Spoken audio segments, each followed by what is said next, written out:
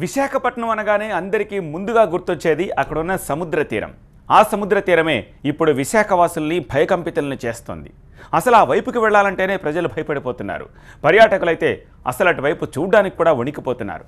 ప్రశాంతంగా ఆహ్లాదకరంగా కనిపిస్తోన్న విశాఖ తీరం ఇప్పుడు ఎందుకు భయపెడుతోంది? అందమైన సాగర తీరం, ఆహ్లాదకర వాతావరణం విశాఖ బీచ్ సొంతం. తెలుగు రాష్ట్రాల ప్రజలు విశాఖ వెళ్తే బీచ్కు వెళ్లకుండా అక్కడ గంటసేపైనా ఉండకుండా తిరిగిరారు.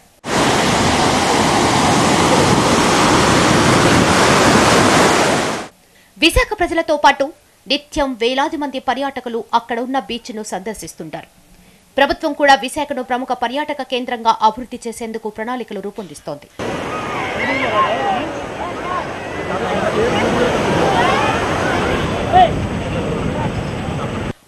విశాఖలో ఫిషింగ్ హార్బర్ నుంచి భీమిలి వరకు 30 కిలోమీటర్ల మేర ఉన్న తీర ప్రాంతం special attraction. RK beach, Rushikonda బీచ్లతో పాటు భీమిలి బీచ్ కూడా పర్యాటకుల్ని విశేషంగా ఆకట్టుకుంటుంది.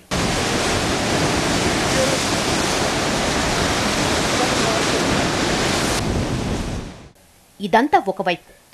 ఇక్కడి అలలు పర్యాటకులను ఆకట్టుకుంటున్నా అవే అలలు ఆయువు తీసేస్తున్నాయి, కెరటాలు కాటేస్తున్నాయి. అసలు ఏం జరిగిందని తెలుసుకునే లోపే లోపలికి లాక్కెళ్లిపోతున్నాయి, జలసమాధి చేసేస్తున్నాయి. ఒకటి కాదు, రెండు కాదు, ఎన్నో సంఘటనలు విశాఖ బీచ్ అంటేనే భయపడేలా చేసేస్తున్నాయి.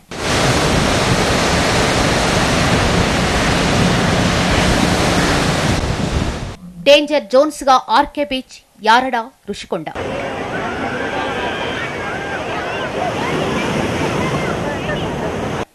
స్నానానికి దిగి ప్రాణాల మీదకు తెచ్చుకుంటున్న సందర్శకులు. ఈ ఏడాది ఇప్పటి వరకు 30 మంది జలసమాధి.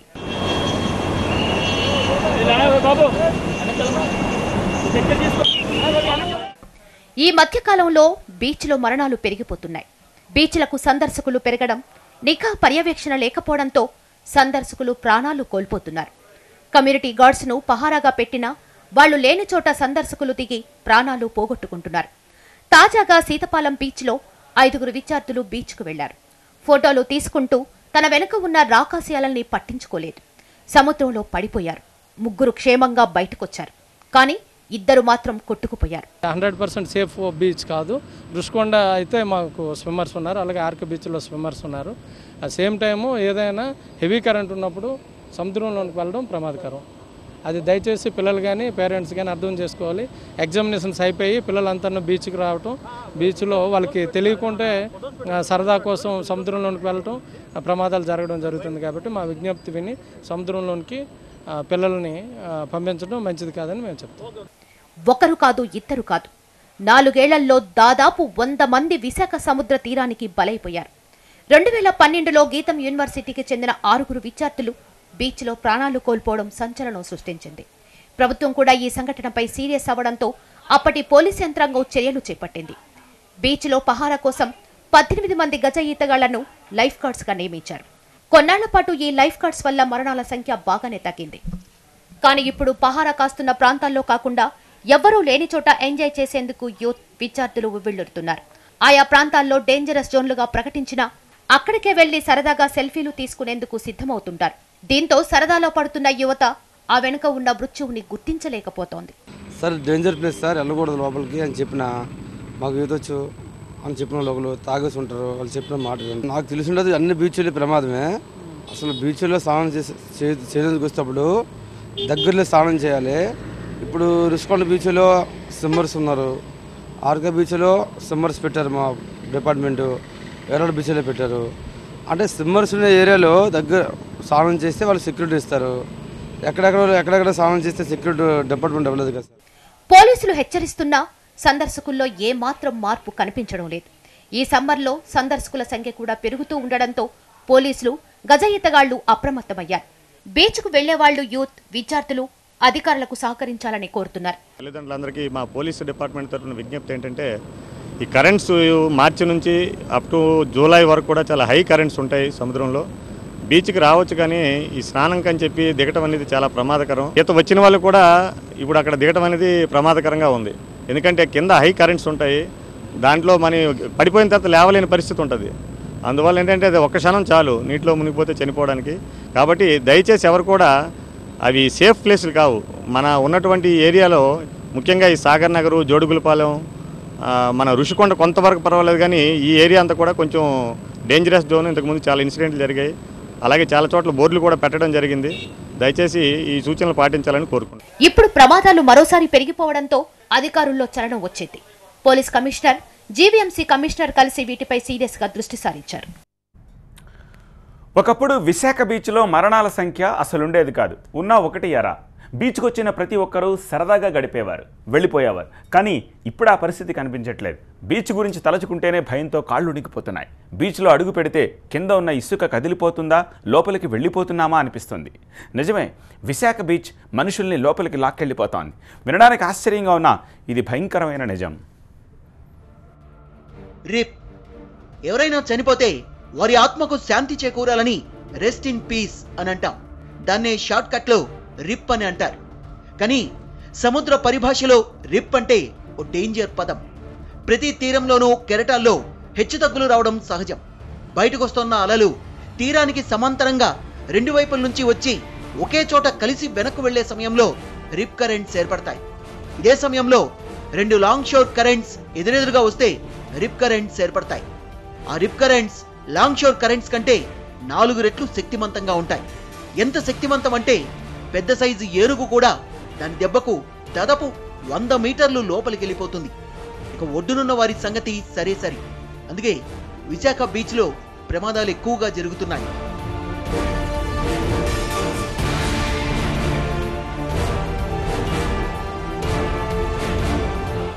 బ్రేకర్ జోన్ అంటే షోర్ లైన్ దగ్గర నుంచి, నీళ్ళు మనకు వచ్చే దగ్గర నుంచి లోపలికి ఒక 20 మీటర్లు, 30 మీటర్లు, 40 మీటర్లు, ఒక్కొక్క దగ్గర 60 మీటర్లు, 100 మీటర్లు కూడా ఉంది మన విశాఖపట్నం ఏరియా. అక్కడి వరకు కూడా అదే వేగంతో ప్రవాహం లోపలికి ఉంటుంది. ఎవరైనా పర్సన్ కనుక దాంట్లో చిక్కున్నప్పుడు అంతే వేగంతో లోపలికి లాగేసి రిప్ కరెంట్ అనేది బ్రేకర్ జోన్ దాటిన తర్వాత వీక్ అయిపోతుంది. అంత దూరం ఈ మనిషిని అంత వెలాసిటీతో 3 to 4 మీటర్స్ పర్ సెకండ్ వెలాసిటీతో లాగేస్తుంది. లాగినప్పుడు ఈ డెత్ రేట్ అనేది పెరుగుతుంది. విశాఖ తీర ప్రాంతంలో పోర్ట్ల విస్తరణతో పాటు సిఆర్జెడ్ నిబంధనల ఉల్లంఘనలు సముద్రంలో కెరటాల ఉధృతిలో మార్పులకు కారణమవుతున్నాయి. దీంతో అప్పికొండ, యారాడ, ఆర్కే బీచ్తో పాటు పలు ప్రాంతాల్లో బీచ్లు కోతకు గురవుతున్నాయి. ఈ కోత కారణంగా సముద్రంలో ఉండే ఇసుక మేటల్లో మార్పులు చోటు చేసుకుంటున్నాయి. వీటిని సెడిమెంట్ అని అంటారు. రెండు సెడిమెంట్ల మధ్య ఉన్న ప్రాంతంలోనే రిప్ కరెంట్లు ఎక్కువగా వస్తుంటాయి. ఈ సెడిమెంట్ అనేది ఇర్రెగ్యులర్గా డిపాజిట్ అవుతూ ఉంటుంది లోపల, అంటే బ్రేకర్ జోన్ దగ్గర. అలా జరగడం మూలంగా ఈ లాంగ్ షోర్ కరెంట్స్ అనేవి ఒకదానికొకటి వ్యతిరేకంగా వస్తాయి.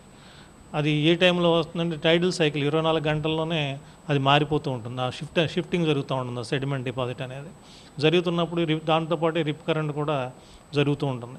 కాబట్టి ఇవాళ ఈ ప్లేస్లో రిప్ కరెంట్ లేదు, సేఫ్ అనుకుంటే రేపు మళ్ళీ అక్కడే రిప్ కరెంట్ రావచ్చు. రిప్లతో పాటు అలలపై సూర్యచంద్రుల ప్రభావం కూడా అధికంగా ఉంటుంది. గురుత్వాకర్షణ శక్తి కారణంగా అలల్లో ఆటుపోట్లుంటాయి. ఇవి అమావాస్య, పౌర్ణమి సమయాల్లో చాలా ఎక్కువగా ఉంటాయి. అమావాస్య తర్వాత 2 రోజులకు లో వాటర్ వస్తుంది. అప్పుడే హై వాటర్ కూడా వస్తూ ఉంటుంది. సోలార్ టైడ్ కూడా ఉంది, అది ఎవ్రీ 24 అవర్స్. సో మనకి వచ్చే టైడ్స్లో లోనార్ టైడ్స్ వస్తాయి, సోలార్ టైడ్స్ వస్తాయి. ఇన్ బిట్వీన్ చాలా వేవ్స్ ఉన్నాయి, టైడ్స్ ఉంటాయి. మనకి ఇంపార్టెంట్గా సోలార్ టైడ్ 24 గంటలకు ఒకసారి వాటర్ లెవెల్ పెరుగుతుంది.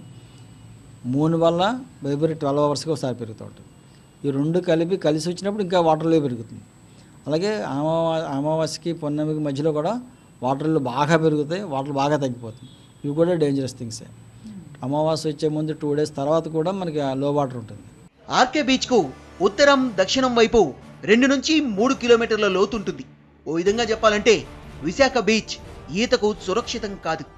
గోవాలో ఒడ్డు నుంచి సుమారు కిలోమీటర్ వెళ్తే తప్ప కెరటాలు రావు. కానీ విశాఖలో అయితే 10 మీటర్లు వెళ్తే చాలు కెరటాలు ఎగసిపడుతుంటాయి. కెరటాల తీవ్రతే ప్రమాదాలకు అసలు కారణం. హై టైడ్కు లో టైడ్కు మధ్య 12 గంటల సమయం పడుతుంది. లో టైడ్ అత్యంత ప్రమాదకరమైంది. ఎందుకంటే సముద్రం వెనక్కి వెళ్ళినప్పుడు కొమ్మ విరిగినట్లుగా నీళ్ళలో ఉండే మనిషి బాలిపోతాడు. అప్పుడే లోపలికి కొట్టుకుపోతాడు. వ్యతిరేక దిశలో వచ్చిన కరెంట్స్ మీట్ అవ్వడం వల్ల రిప్ కరెంట్స్ ఫార్మ్ అవుతాయి. అది ఎవ్రీడే జరగచ్చు, అటు మనకి అమావాస్య పూర్ణిమ టైంలో జరగచ్చు. ఎప్పుడైతే లిటోరల్ డ్రిఫ్ట్ కరెంట్స్ ఆపోజిట్లో వచ్చాయో మనకి స్ట్రాంగ్ కరెంట్స్ 50 cm/s ఉంటుంది అక్కడ. అంత తీవ్రంగా కరెంట్స్ ఆపోజిట్ డైరెక్షన్లో వచ్చి గుద్దుకుని ఒకసారి లెవెల్ బాగా పెరిగి డెప్త్ పెరగడంతో ఆ ఎనర్జీ కూడా శాండ్ లోపలికి వెళ్ళిపోతుంది. అక్కడ మాత్రం మనుషులు కనుక స్విమ్మింగ్ చేయడం కానీ ఆటలాడడం కానీ జరిగితే ఆ రిప్ కరెంట్ ప్రభావం ఆ మనిషి మీద ఉంటుంది. చిన్న చిన్న అజాగ్రత్తల వల్ల బీచ్లో ప్రమాదాలు సహజం. కానీ ఆటుపోట్లు సంభవించేటప్పుడు మాత్రం ప్రమాద తీవ్రత చాలా ఎక్కువగా ఉంటుంది. అప్పుడే ప్రాణ నష్టం కూడా చాలా ఎక్కువ. అయితే అలల ఉధృతిని ముందుగానే పసిగడితే ప్రమాదాల్ని చాలా వరకు నివారించవచ్చు అంటున్నారు నిపుణులు. బీచ్లో కూడా ప్రమాదాలు జరుగుతూనే ఉంటాయి. కానీ ముందు జాగ్రత్తగా మనకు తెలుసు కాబట్టి టైడ్స్ వచ్చే టైమింగ్స్ జనాలు తగు జాగ్రత్త తీసుకోవాలి. టూరిస్టులకి హెచ్చరికలు పెట్టారు. ఆ హెచ్చరికలు పెడుతుండడమే. రిప్ కరెంట్ని ముందుగానే కనిపెట్టే మరో ఉపాయం కూడా ఉంది. రిప్ కరెంట్ వచ్చినప్పుడు కెరటాల్లో నొరగ ఎక్కువగా కనిపిస్తుంది. కెరటాలతో పాటు నొరగ కూడా ఎక్కువగా ఒడ్డుకు కొట్టుకొస్తుంది. అప్పుడే దాన్ని గమనించి అప్రమత్తమైతే ప్రమాదాల్ని నివారించవచ్చు. విశాఖ తీరంలో విరుచుకు పడుతోన్న రాకాసి అలలపై మరిన్ని డీటెయిల్స్ మా ప్రతినిధి ఖాజా అందిస్తారు. అందమైన సాగర తీరం, ఆహ్లాదకరమైన వాతావరణం, ఇది విశాఖ బీచ్ సొంతం. బీచ్లో అందాలను తిలకించేందుకు వచ్చిన సందర్శకులను కవ్వించే కెరటాలు ఆకర్షిస్తూ నిలువున కబలించేస్తున్నాయి.